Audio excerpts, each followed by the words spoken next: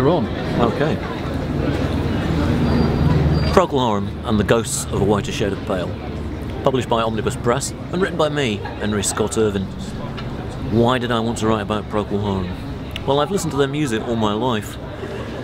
Oddly, as a teenager, I wasn't allowed to go and see David Bowie because his fans were Clockwork Orange gangs and were maybe a bit threatening and malevolent, whereas Procol Harum were deemed to be serious music by my parents, so I was allowed to go and see them at the tender age of 14 at Edinburgh's Usher Hall.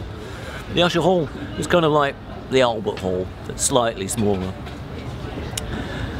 I remember they did an encore of the song Homburg, and they didn't play A Whiter Shade of Pale.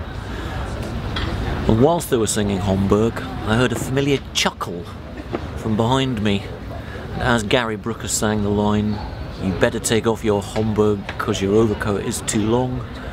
That was the line that cued the chuckle, and I suddenly thought, oh no, and I turned round. My dad had come to pick me up because I was only 13, and he was wearing a Homburg and an overcoat that was too long. It all started there, and I've been listening to their music all my life. I've known the band and I've seen them all around the world. I saw them at the Fillmore West in 1995, shortly after they reformed in 1991, where they were supported by the Doors, no less. And we went up the steps and we could hear the familiar sound of Roadhouse Blues as it spilled down the steps of the newly reopened Fillmore West in San Francisco.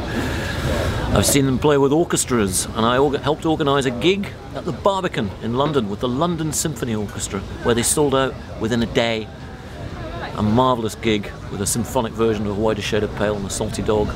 And this year, in April 6th, they went to Wuppertal, land of the Upside Down Railway, the monorailway that was featured in Wim Wenders' film Alice in the Cities.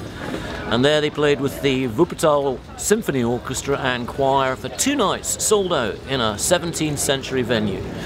There are secrets in the UK, they shouldn't be. We're not very good at praising our own, so I'll praise them where others may not. Luckily, this book has had 27 5-star reviews. Mojo said it was definitive and gave it 4 stars out of 5. Record Collector gave it 4 stars out of 5. Classic Rock Magazine gave it 7 stars out of 10. Thank you to David Quantick for that one. And to Fred Deller, who used to do the Fred Fact in the NME, for saying it was definitive in Mojo. Buy the book. To celebrate Procol Harum. They're a fantastic band.